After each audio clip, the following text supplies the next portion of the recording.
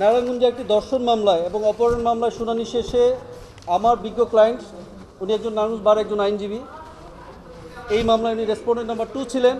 তাকে বলা হয়েছে যেহেতু এটা ডিফেন্স কেস, আপনি ঘটনাস্থলে ছিলেন না, আপনি অপহরণের সহযোগিতা করেন নাই, সুতরাং এই ঘটনাটা আপনি ট্রায়ালে নিচের কোর্টে গিয়ে এটা প্রমাণ করবেন। এই মর্মে কোর্ট আদেশ দিল। অথচ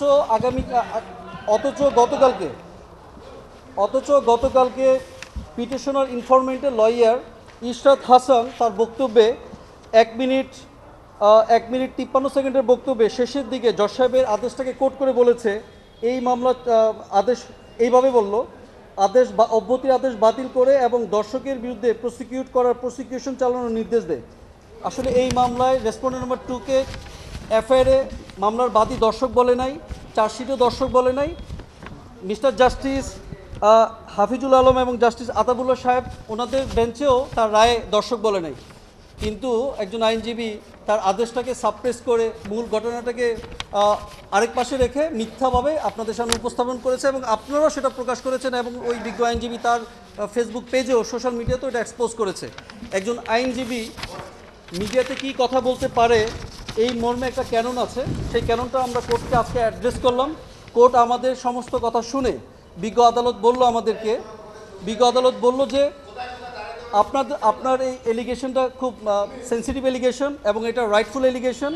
একজন লয়ার এটা করতে পারে না, আমি যেটা বলি নাই সেটা কিভাবে মিডিয়ার সামনে এক্সপোজ করে, আপনি প্রয়োজনীয় পদক্ষেপ গ্রহণ করেন এবং যে সকল মিডিয়া এই বক্তব্য প্রকাশ করেছে তাদেরকেও এটা নলেজে নিয়ে আসেন। এই মামলার ইনফরমেন্টের মেয়ে, এই ইনফরমেন্ট দ্বিতীয় বিয়ে করার কারণে ইনফরমেন্টের এই ঘরে সৎ বাবার কাছে থেকে এই মেয়ের মানসিকভাবে টর্চারের কারণে এই মেয়েটা সুসাইড করেছে। অথচ এই মেয়ের সাথে এই মামলার যে 1 নম্বর আসামি শান্ত, তার সাথে বিয়ে হয়েছিল, ওই সংসারটা ঠিক ছিল। এই মায়ের অত্যাচারের কারণে এই মেয়েটা আত্মহত্যা করেছে। এই মামলার এফআইআরও নাই, বাইজদারার বক্তব্যও নাই এবং চার্জশিটও নাই। বাট লয়ার কীভাবে ঘটনার যেই কথাগুলোর তথ্য ডকুমেন্টে নাই সেই তথ্যগুলো আপনাদের সামনে এক্সপোজ করেছে। আমি আপনাদেরকে অনুরোধ করব, আপনারা যে মিডিয়া ট্রায়ালের মাধ্যমে একটা নির্দোষ ব্যক্তি কিভাবে একটা মিডিয়া ট্রায়ালের ফেসে পড়ে যায় এবং তার ফ্যামিলিটাও আজকে কান্নাকাটি করছে, অসহায় হয়ে যাচ্ছে যে আমি নির্দোষ, অথচ নির্দোষ হওয়ার আগেই আমাকে একজন লয়ার অথবা সার্কামস্টেন্সেস কারণে আমাকে কনভিক্টেড করে ফেলার চেষ্টা করছে।